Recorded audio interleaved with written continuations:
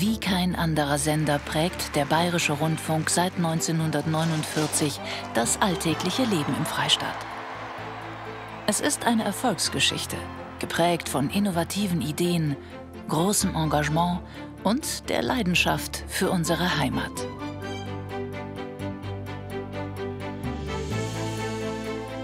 Ich finde es total schön, dass eben Radio nicht mehr nur Radio ist, sondern dass das alles ineinander übergreift. Sendungsbewusstsein habe ich jetzt weniger als eine Form von großer Erleichterung, dass ich die Dinge sagen kann. Wenn wir den haben, diesen Durchblick, dann bereiten wir die Themen so auf, dass sich unsere Zuschauer ihre eigene Meinung bilden können. Für diesen journalistischen Grundsatz steht der Bayerische Rundfunk seit 75 Jahren.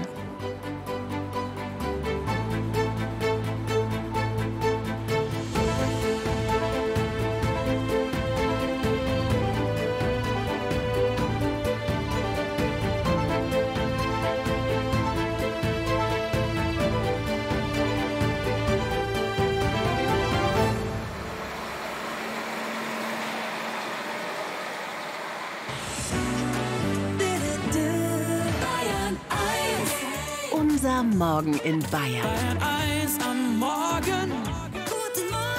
Und hier ist der Mann, bei dem es ganz schön gerumst hat letzte Nacht. Hier ist Markus Fahn.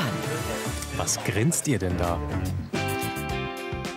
Täglich begrüßen kompetente und freundliche Moderatorinnen und Moderatoren des BR-Radios die Zuhörer. So auch Ulla Müller und Markus Fahn.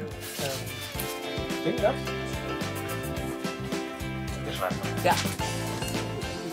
Ich wollte zum Radio, weil ich irgendwann so mit 12, 13 mit dem Radiovirus infiziert worden bin beim Hören. Also für mich waren damals die Moderatoren, die Moderatorinnen Freunde, die haben irgendwie zu meinem Leben dazugehört. Und ich glaube, das ist jetzt ein bisschen Küchenpsychologie, dass ich auch ein Freund sein wollte für Menschen, die dann jetzt zuhören.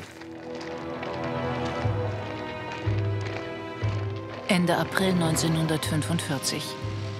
Amerikanische Truppen besetzen München. Zu diesem Zeitpunkt weiß niemand, ob und wann es wieder ein Radio geben wird. Die Fassade des Funkhauses von Einschüssen durchlöchert.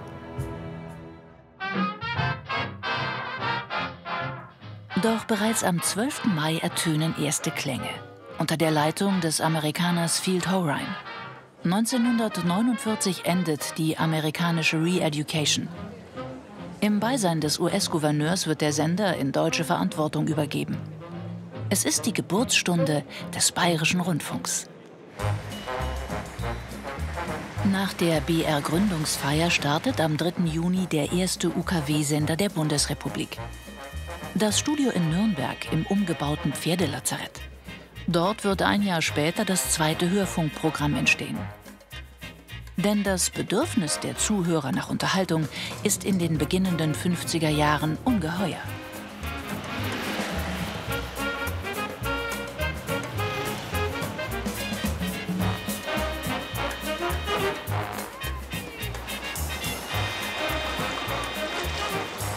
Das Wirtschaftswunder bringt neuen Wohlstand. Überall muss das Radio mit. Unterwegs im Auto, im Urlaub, sogar am Strand.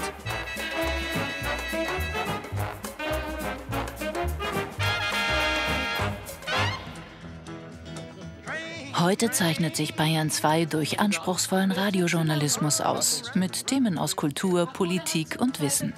Gesendet in den neuen Formaten Welt am Morgen, Nah dran, Stadt, Land, Leute oder Kulturleben. Sehr gespannt. Ein schöner Radiomoment. Ich weiß nicht, ob ich in die Hölle komme für. Ach, das ist okay. Heute schon. Ja. Gut. Ey, das ist schon tot. Oder nicht. Das Problem war, ich konnte hier doch, ich habe hier Teams auch, wo es drin ist. Okay, Moment, ich mach's anders. Veronika Falenschik ist 18 Jahre alt. Check's nicht. Edith Stein. Nee, ich glaube, lass es so, wie es war. Sieger sein startet heute in den Kinos. Ein Filmtipp für Kinder ab 8 Jahren. Ja, und Radio Mikro hören Sie jetzt immer von Freitag bis Sonntag zwischen 18 und 19 Uhr hier auf Bayern 2. Ein Song geht noch auf jeden Fall. Vern und Wars. Für mich sind Live-Sendungen einfach das A und O von so einem Radioleben. Das ist eine ganz andere Intensität, wenn ich weiß, ich bin live auf Sendung, das Rotlicht geht an. Oder vielleicht sogar noch mit einem richtigen Publikum davor, was reagiert, wo man in die Gesichter schauen kann, schaut, wie es ankommt. Also das ist auf jeden Fall ein Radioerlebnis, was nur live möglich ist und niemals in der Aufzeichnung. Ich glaube, da sind wir alle gleich.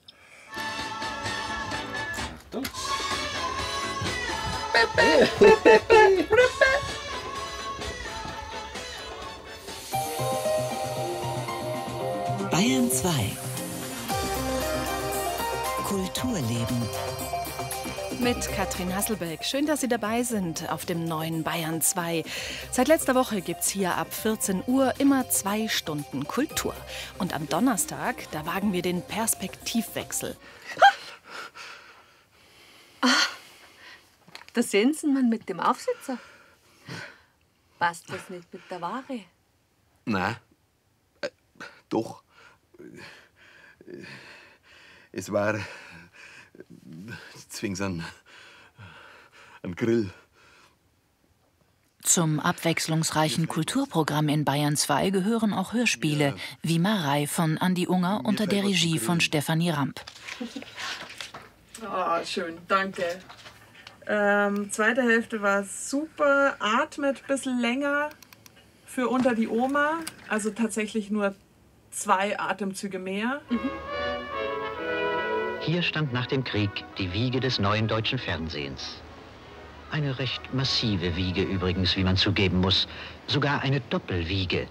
Die beiden Hochbunker auf dem Hamburger Heiligen Geistfeld.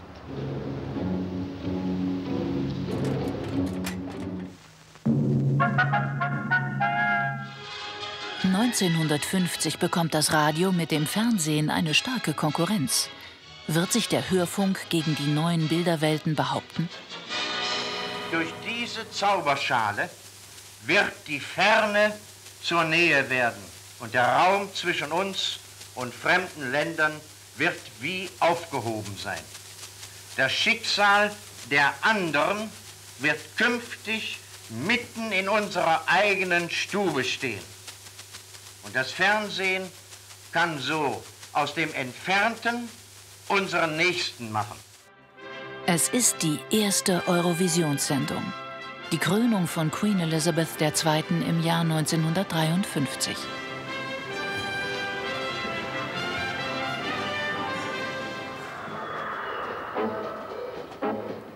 Zeitgleich baut der Bayerische Rundfunk neben dem Freimanner Fernsehstudio die Sendeanlage Wendelstein. Bereits am 6. November 1954 kann von hier das Mozart-Singspiel Die Gärtnerin aus Liebe auf Sendung gehen. Wie viel Zeit haben wir noch? Noch 2 Minuten. Hallo Wendelstein, bitte um 17 übernehmen. Sie sind drauf. Ja, danke.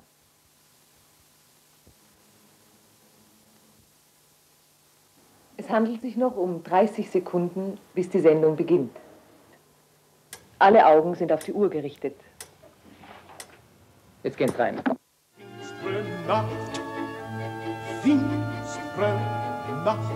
Ich brauche meine Hand nur auszustrecken und an jedem Finger habe ich einen Liebhaber. Sobald Sie mich sehen, sind Sie schon gefangen, sind Sie schon gefangen. Sie sinnen und trachten, mein Herz zu erlangen, mein Herz zu erlangen. 2 Tage später, die Münchner Abendschau feiert ihre Premiere. Machen wir sie, so machen wir sie, so machen wir sie, so machen wir sie, die Münchner Abendschau. Verehrte Zuschauer, wir haben uns jetzt schnell ins Studio 1 geschlichen. Hier wird nämlich probiert, wie Sie unschwer am Geräusch erkennen können. Und zwar probiert das Münchner bekannte Kabarett die Lach- und Schießgesellschaft für ihr neues Programm oder für das Programm Morgen Abend im deutschen Fernsehen. Und ich möchte da gerne ein bisschen für Sie zuhören. Entschuldigung, Entschuldigung.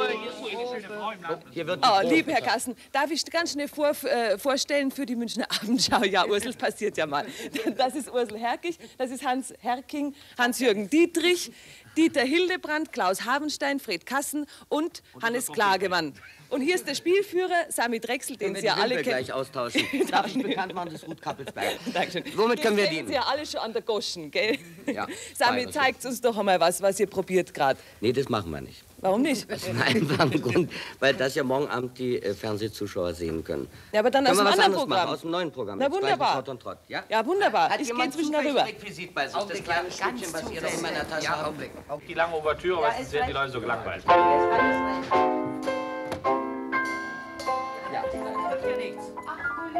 Kinder, das kann ich gar nicht.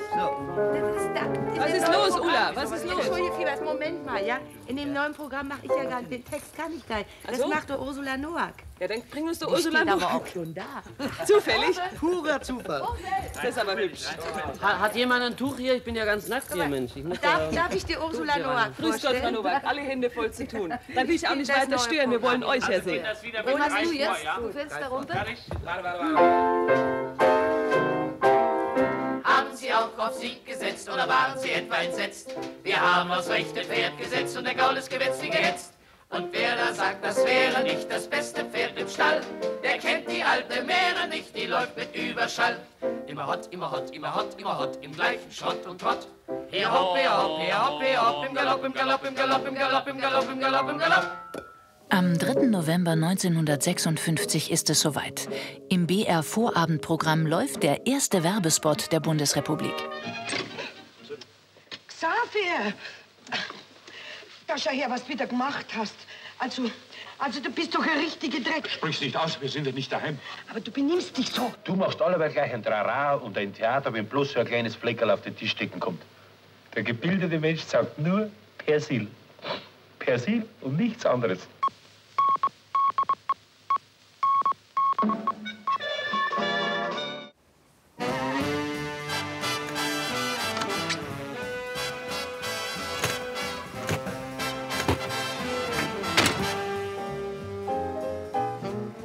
Neben dem Funkhaus und dem Freimanner Fernsehstudio unterhält der BR in den 50er Jahren auch Außenstellen in der Münchner Innenstadt. Dort überbringen rasende Boten auf der DKW RT 200, des ersten Motorradmodells der Auto-Union, die Korrespondenz zu den einzelnen Abteilungen. 10 weit zerstreute Außenstellen. In der Hirtenstraße die Personal- und Honorarabteilung.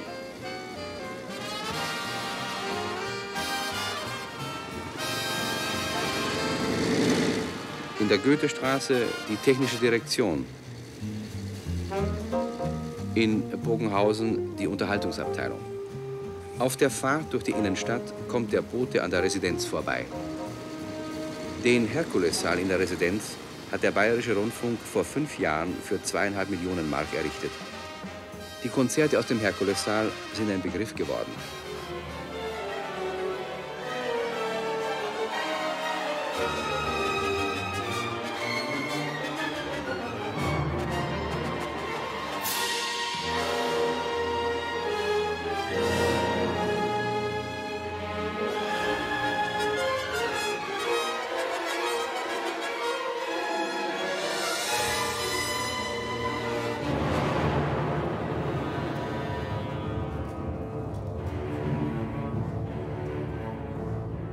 Die 75-jährige Tradition des Symphonieorchesters des Bayerischen Rundfunks führt heute der Brite Sir Simon Dennis Rattle fort. Unter dem schwäbischen Dirigenten Eugen Jochum ist das Orchester am 1. Juli 1949 gegründet worden. Das sind unsere Schnellreportagewagen. An dieser Rampe beginnt jede Fernsehsendung. Der Redakteur und das Aufnahmeteam fahren ab. Das Studiogelände des Bayerischen Fernsehens zeigt noch heute die Spuren der Fernsehpioniere aus der Gründerzeit. 20 Minuten vor Beginn der aktuellen Viertelstunde. Die Reporter haben ihre Filme geschnitten und machen die Texte fertig.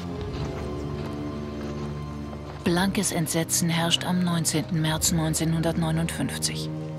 Neben dem Abendschaustudio bricht gegen 5 Uhr früh im Fernseharchiv ein Feuer aus. Schneidetische, wertvolle Filme, Tonbänder und Dias. Alles wird zerstört.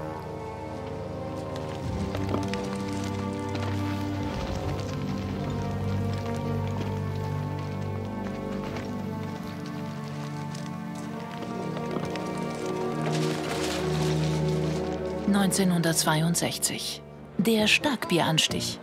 Grüß Gott, Herr Altoberbürgermeister Wimmer. Schmeckt der Salvator heuer wieder genauso wie früher? Ja, der ist wieder gut geraten, nach meinem Dafürhalten. Ich trinke an sich nicht allzu viel, weil nach ärztlichem Ratschlägen ich nicht viel trinken soll.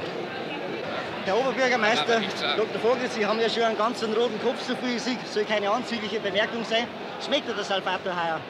Also erstens einmal ist Rot für mich gar keine anzügliche Farbe. Und zweitens finde ich, dass der Salvator im Jahr 63 sich würdig in die Reihe seiner Vorgänger einreiht.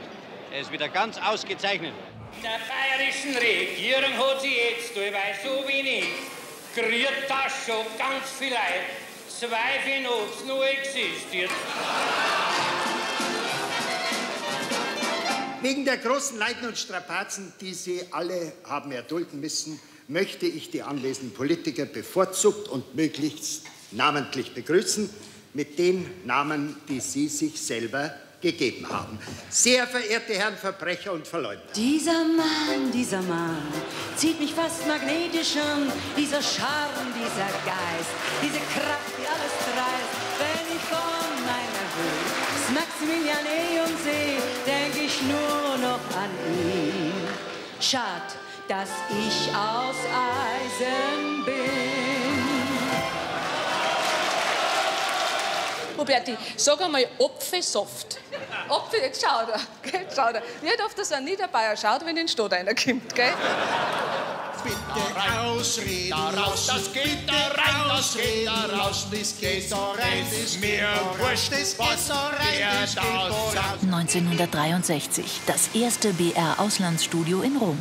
Auf römischem Gesetz dürfen Auslandskorrespondenten nur vom fahrenden Wagen aus in öffentlichen Straßen und Plätzen filmen. Shalom. Shalom. Shalom. Shalom. Shalom sagt man in Israel, wie man bei uns Guten Tag sagt oder Auf Wiedersehen. Doch in Israel ist das Wort Shalom nicht nur ein Gruß. Es hat für dieses Land hier eine tiefe symbolische Bedeutung. Shalom heißt Friede.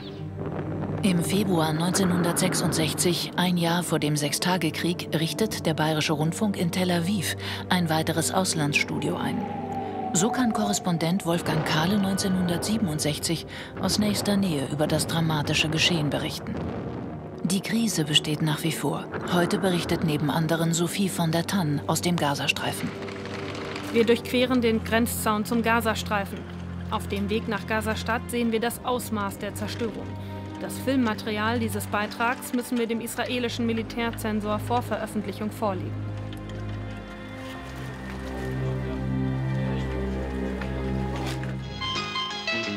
Der Bildungsauftrag steht 1965 ganz besonders im Fokus. Telekolleg, das Studienprogramm des Bayerischen Rundfunks, geht auf Sendung. Anfangs kann man damit die mittlere Reife erlangen.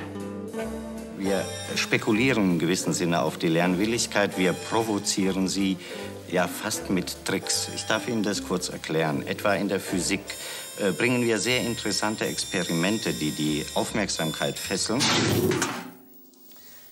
Nanu, musste das hier passieren? Zum Beginn der 25. Deutschen Funkausstellung eröffnete Außenminister Brandt die erste farbige Fernsehsendung durch einen berühmt gewordenen Knopfdruck.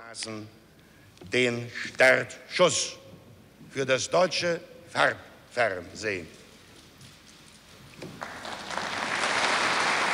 Herzlich willkommen bei Was bin ich? Dieses Mal aus Berlin von der Funkausstellung und in Farbe.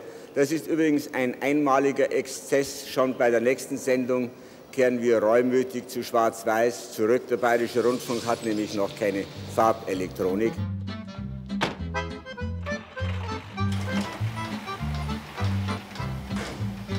Nach wie vor werden im Kopierwerk die belichteten 16 und 35 mm Schwarz-Weiß-Filme bearbeitet. Am Schneidetisch montiert die Cutterin gemeinsam mit dem Regisseur den Film. Dazu werden die passenden Filmstreifen an den sogenannten Galgen gehängt und geordnet. Von Beginn an wird die anspruchsvolle Sendereihe Unter unserem Himmel in Farbe ausgestrahlt.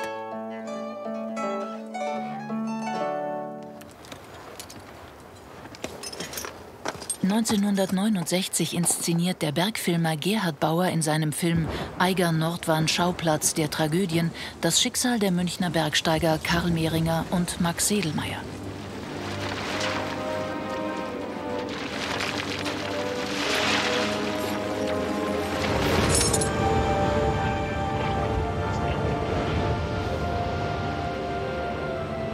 Beide kommen im August 1935 beim Besteigungsversuch der Eigern Nordwand ums Leben. Sedlmayr stürzt in der Randkluft des Wandfußes ab. Mehringers Leichnam wird erst 27 Jahre später gefunden.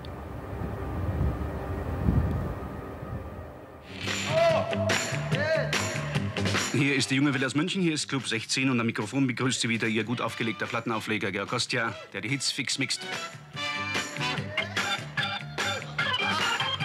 Ja, liebe Freunde, als nächstes eine Platte von der Chicago, bei der ich am liebsten mit Georg Kreisler singen möchte. Na, ist das nicht besser als Liszt und Puccini, Chopin, Schostakowitsch, Ravel, Paganini, Gounod, Debussy oder Leon Cavallo, Smetana, Schubert, Soupé und De Falla, Menotti, Rossini, Rachmaninoff, Händel, Vivaldi und Weber, Scarlatti und Mendelssohn, Gluck, Donizetti und genug. Die Musik geht los.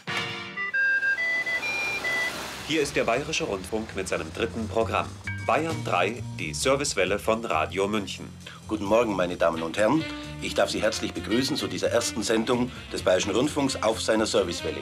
Wir werden uns bemühen, die notwendigen Informationen so schnell wie möglich auf Sendung zu bringen, denn wir haben die Möglichkeit, nicht nur zu jeder Stunde, sondern zu jeder Zeit Sie über den Stand auf den Straßen, über das umschlagende Wetter etc. zu informieren. Und damit wünschen wir Ihnen und uns gute Fahrt für Bayern 3. Ja, die Pause ist schon Absicht. Wir machen hier gar nichts mehr. Nee. Also ich auf jeden Nichts Fall, mehr. definitiv. Gar nichts machen wir hier, bis jetzt endlich hier mal Essen herkommt. Sollen wir unseren Programmdirektor anrufen? Hast du die Nummer? Hat er was zu essen? Was Ich habe die Nummer nicht. Nee. Dass er halt weiß, dass wir jetzt extra nichts mehr machen hier. Also wir sagen schon ein bisschen was. Wir spielen nur gerade so einen krassen Typen aus dem Flugzeug nach. Da war es Route Houston nach Amsterdam. Und der hat in der Business dann nicht sein Wunschmenü bekommen. Und wir wissen alle, wie sehr das nervt, wenn man in der Business Class nicht sein Wunschmenü bekommt. Da Noch können schlimmer, wir in alle der ersten Klasse. ausrasten. Ja. Und dann hat er rumgepöbelt und dann musste wirklich der Pilot zwischenlanden. Ja. Irgendwo. Und gesagt, so und jetzt raus hier, da hat die Polizei mitgenommen. 1971 war ich noch nicht auf der Welt, sondern erst 1982. Auch wenn wir vielleicht durch die Morningshow ein bisschen älter ausschauen. Aber es war natürlich ein Riesending damals, 1971. Mein Papa, meine Mama erzählen mir noch davon. Also jeder von denen hat natürlich als erstes da da da da da da mitgesungen, ja, als das irgendwie war.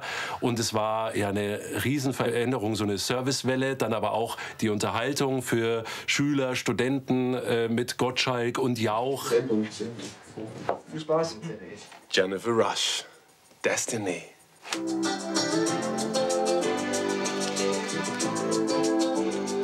Deine Podcasts zum Kino im Kopf.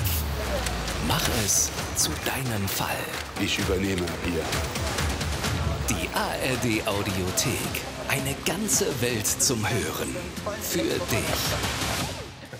Und damit hello, hello, hello und herzlich willkommen zu einer neuen Folge unseres Bayern 3 True Crime Podcasts. Vielleicht hört ihr uns auch gerade über die ARD Audiothek App. Und wie immer an meiner Seite ist unser Strafverteidiger Dr. Alexander Stevens.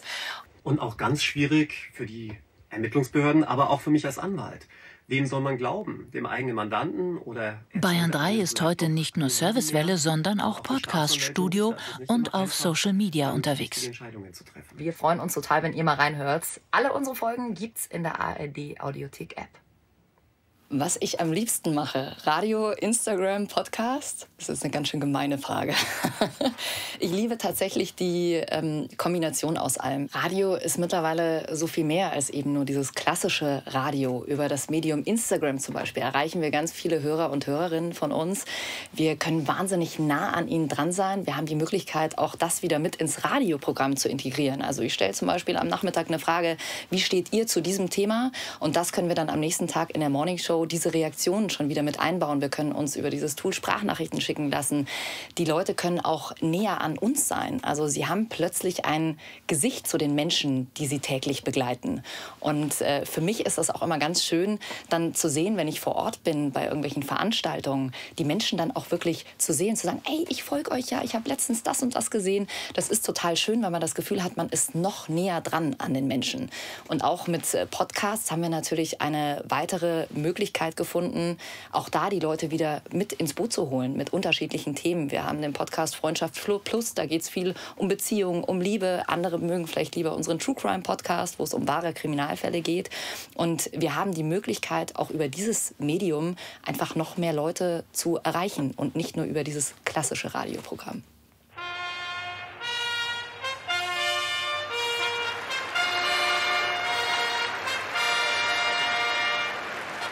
Zu den Olympischen Sommerspielen 1972 in München sendet der Bayerische Rundfunk mit einer eigenen Olympiawelle.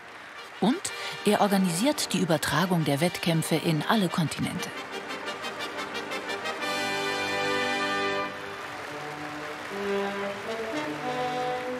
Die Eröffnungsfeier und die Wettbewerbe überträgt der BR mit den damals modernsten technischen Möglichkeiten.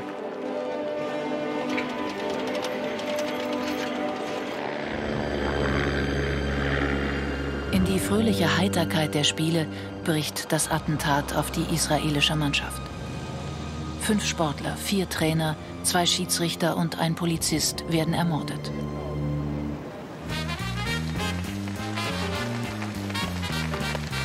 Doch die Spiele werden fortgesetzt. Und die Kameras des Bayerischen Rundfunks sind ganz nah dran. Am absoluten Superstar der Spiele, dem Amerikaner Mark Spitz, der 7 Goldmedaillen gewinnt.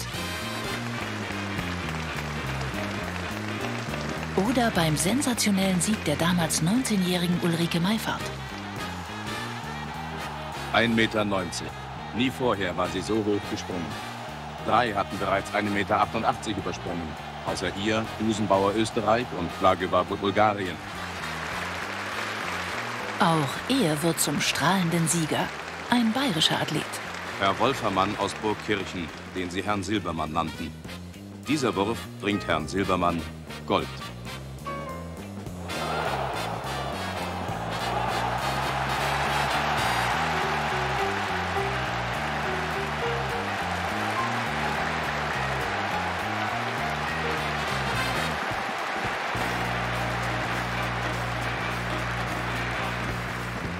Zwei Jahre später senden die Teams des BR wieder in alle Welt. Beim Finale der Fußball-Weltmeisterschaft 1974 im Münchner Olympiastadion. Prompt ist der Ball bei Bonhoff gelandet, im 16-Meter-Raum, spitzer Winkel zum Tor. Da kommt der Ball auf Möller, der dreht sich um die eigene Achse, schießt und Tor! Tor durch Gerd Müller! Mit 2:1 gewinnen die Deutschen gegen die Holländer. Wir verabschieden uns. Vielen Dank. Servus. Grüß 1984 startet eine bis heute legendäre Sendung. Live aus dem Alabama. Hans-Jürgen Buchner ist dabei und viele andere berühmte Musiker.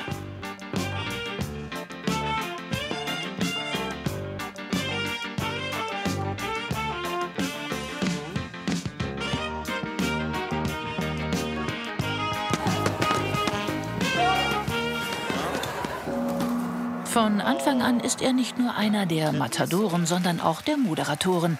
Werner Schmidbauer geht in der Sendung oft bis an seine Grenzen und manchmal auch ein klein wenig darüber hinaus. Ja, das war nicht irgendeine Frau, gegen die ich da gerade geboxt habe, sondern die Lia Kantes. Lia Kantes kommt aus Holland und ist die einzige lizenzierte, berechtigte europäische Boxtrainerin. Das habe ich gemerkt. Und außerdem möchte ich hier unseren Sportfachexperten hier begrüßen, den vielleicht manche kennen aus dieser unbedeutenden Sendung. Günther Jauch, welcome home, baby.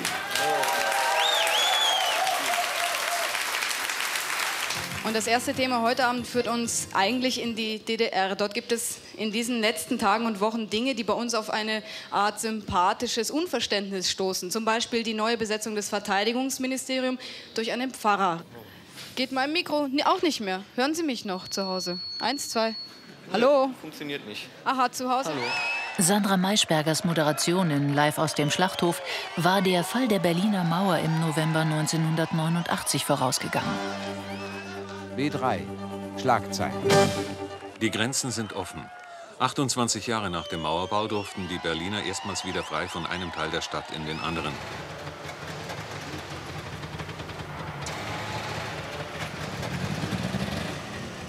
Das ist pure Neugier. Wir fahren aus purer Neugier und überhaupt, dass wir erleben, wie das ist. Eine Weltordnung zerbricht. Und der Bayerische Rundfunk ist ganz nah dran. So am oberfränkischen Grenzübergang Rudolfstein. Jetzt ist es 11 Uhr. BR 24. Das Informationsradio des Bayerischen Rundfunks. Also ich gehöre zur Gründungsmannschaft von B5 aktuell. 1991 sind wir gestartet. Damals hat keiner geglaubt, dass wir so erfolgreich werden, wie wir sind. Ein reines Informationsprogramm hat es bis dahin nicht gegeben. Und der Hunger nach Informationen war auch damals schon groß. Und wir haben jetzt praktisch ein Programm angeboten. Da habe ich innerhalb von einer Viertelstunde wusste ich, was sind die wichtigsten Themen in Bayern, Deutschland und der Welt. Und das machen wir ja auch heute noch. Also wir haben unser Programm natürlich kontinuierlich weiterentwickelt.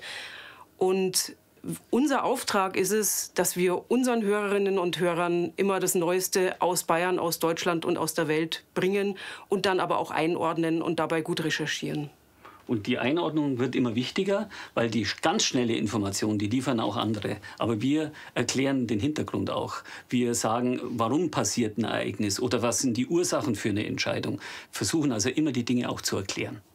Wir schauen auf die Nachrichtenlage mit Gabi Hinterstoßer. München. Die überraschende Stellungnahme des flüchtigen Ex-Wirecard-Managers Jan Marschalek hat im Prozess vor dem Landgericht erheblichen Wirbel ausgelöst. Wenige Jahre nach dem Beginn von B5 aktuell wirft der BR einen Blick weit über die Grenzen Bayerns hinaus. In aufwendig produzierten Dokumentarfilmen präsentieren die Schauplätze der Weltkulturen die spektakulärsten Schätze untergegangener Reiche. Und dem verantwortlichen Kulturchef des Bayerischen Rundfunks, Walter Flemmer, gelingt es mit der britischen BBC, dem japanischen NHK oder dem chinesischen Fernsehen, Koproduktionen zu realisieren. Der BR spielt auf der internationalen Bühne mit. Die Reise durch die Hochkulturen der Vergangenheit führen die BR-Teams zum Gagaku, der traditionellen Hofmusik des japanischen Kaiserhauses in Kyoto. Ins Niltal mit den Schätzen der Pharaonen in Gizeh. Oder nach Istanbul ins Goldene Reich am Bosporus.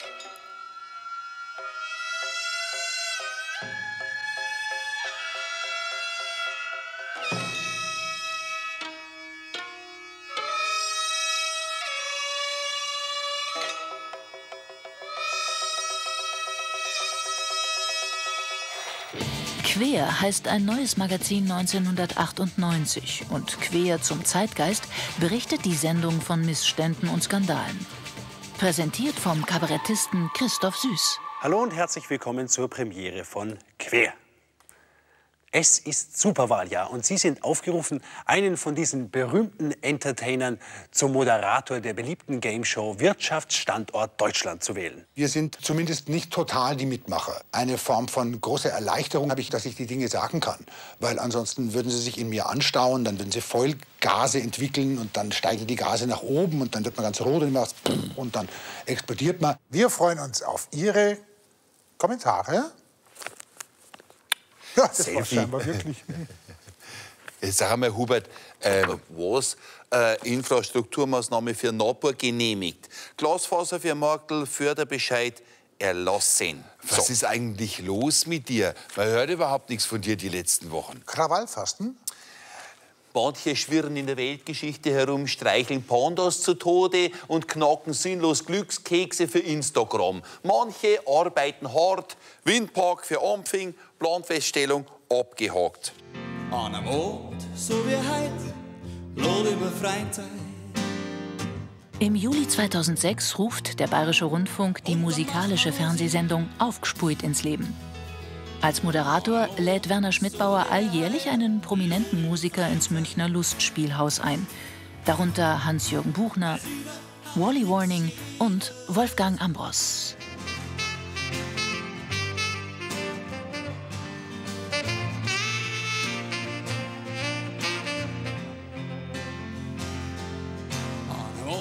So wie heute, lobe über Freitag. Und dann machen wir Musik. An einem Abend, so wie heute, hocken wir beieinander. Hey, Wally!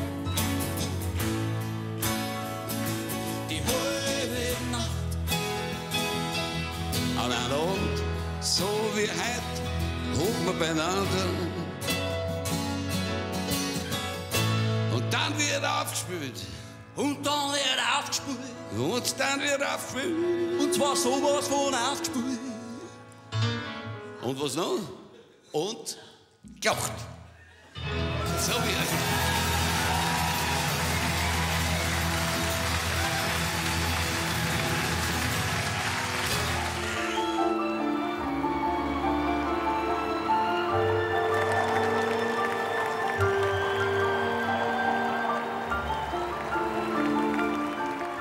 Noch im selben Jahr avanciert der Bayerische Rundfunk anlässlich des Papstbesuches im Freistaat sogar zum Hauptsender mit rund 100 Programmstunden Fernsehen.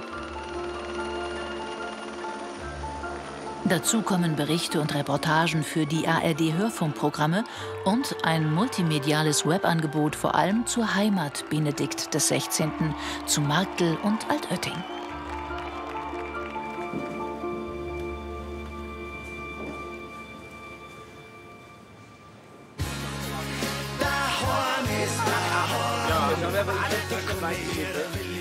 Wer kennt nicht das fiktive Dorf Lansing, wo auf dem Gelände der ehemaligen Feinpappenfabrik am Rand von Dachau seit 2007 über 3300 Folgen gedreht wurden? Ziehen doch die Familien des Gastwirts Brunner und des Brauers Kirchleitner, die Bamberger und Preisinger so viele Zuschauer in den Bann, dass diese Serie im Vorabendprogramm zum Marktführer in Deutschland aufsteigt. dort, wo ich jeden auf der Straße kenn, da kannst du jeden Menschen fragen. Er wird die anschauen und dir sagen, daheim ist daheim.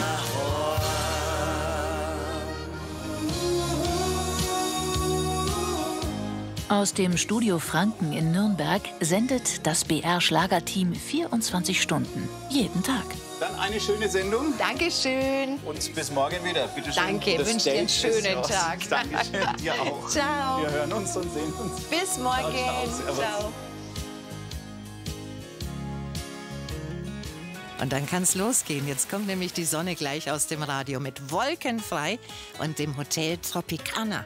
Das ist ihr aktueller Hit bei uns. Und das hier, das können Sie alle mitsingen und mitklatschen. Hier sind Vox Club und Rock Me. Einen schönen Vormittag mit BR Schlager. Wenn der Maibaum wieder am Dorfplatz steht. Wenn der Maibaum wieder am Dorfplatz steht. Und sich alles um die Maden dreht. Das ist doch eine geile Musik, oder?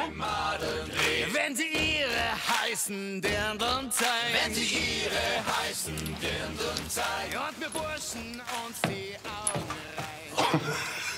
Ich bin mit dem Schlager aufgewachsen. Ich habe das Schlagergen, seit ich geboren bin. Durch die Familie, durch den Papa, durch die Mama. Bei uns lief immer Schlager und das wird auch immer, glaube ich, so sein. Und Schlager ist für mich Heimat. Ohne die Künstler würde es nicht funktionieren, dass unser Programm so erfolgreich wäre. Ein Howard Carpendale sagt, ja, ich komme zu BR Schlager, entweder zur Sendung oder zu den Konzerten. Aber darüber hinaus trifft man die Künstler inzwischen auch mal privat und lernt sie kennen und weiß auch, wie sie ticken. Und das ist natürlich wahnsinnig interessant und gibt einem auch viel zurück. Und das ist lustig auch manchmal. Also wenn ein Patrick Lindner hier vorbeikommt und den Erdbeerkuchen mitbringt, dann macht es schon Spaß. Ja.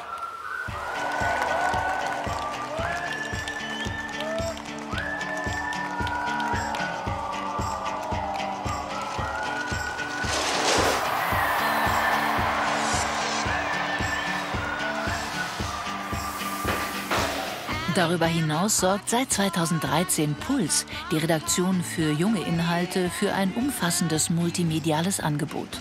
Mit dem Puls Open Air Festival, mit Reportagen für Online, mit Podcasts und dem Radio. Was schön ist am Podcast und am Radio, finde ich, ist, wenn du zum Beispiel es mit Kopfhörern hörst. Wie nah du dann bei den Leuten so im Ohr bist, ne? Also direkt wirklich wortwörtlich im Ohr. Und dann bist du natürlich, also du baust eine andere Beziehung auf, glaube ich. Ich glaube, dass du da viel intimer werden kannst als in einem Videoformat. Wenn du es gut machst, natürlich. Wenn du es gut machst.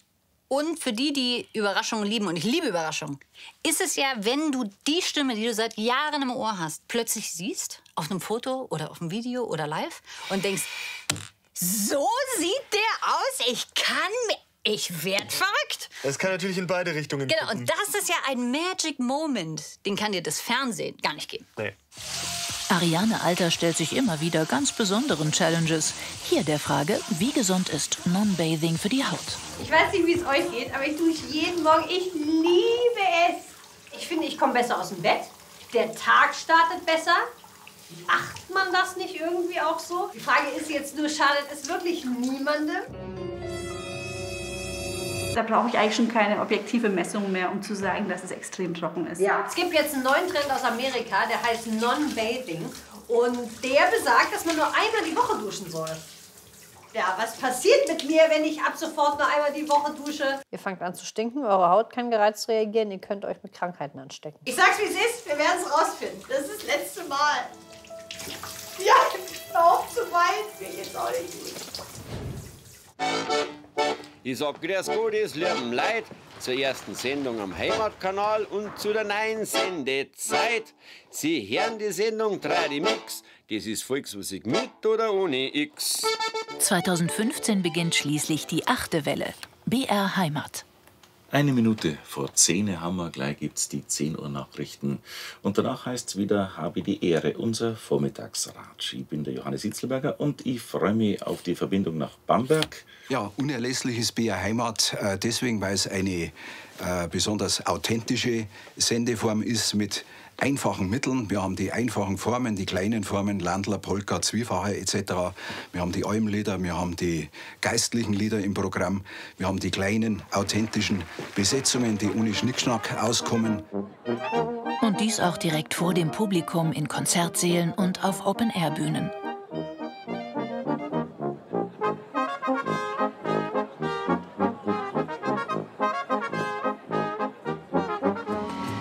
So spiegelt sich heute im Internet, in der ARD-Audiothek und der Mediathek der enge Zusammenklang von BR Radio, dem Fernsehen und BR Digital wider. Was zunächst als Konkurrenz befürchtet wurde, ergänzt sich bis heute perfekt. Heute arbeiten viele Kolleginnen und Kollegen multimedial. In größeren Redaktionen recherchieren und produzieren die BR-Journalisten Beiträge für alle Ausspielwege und Plattformen des Senders. Mit vereinten Kräften wird der BR weiter für die Menschen in Bayern mit Leidenschaft anspruchsvolles, informatives, kulturelles und unterhaltendes Programm machen. Auch im neuen Wellenhaus in Freimann.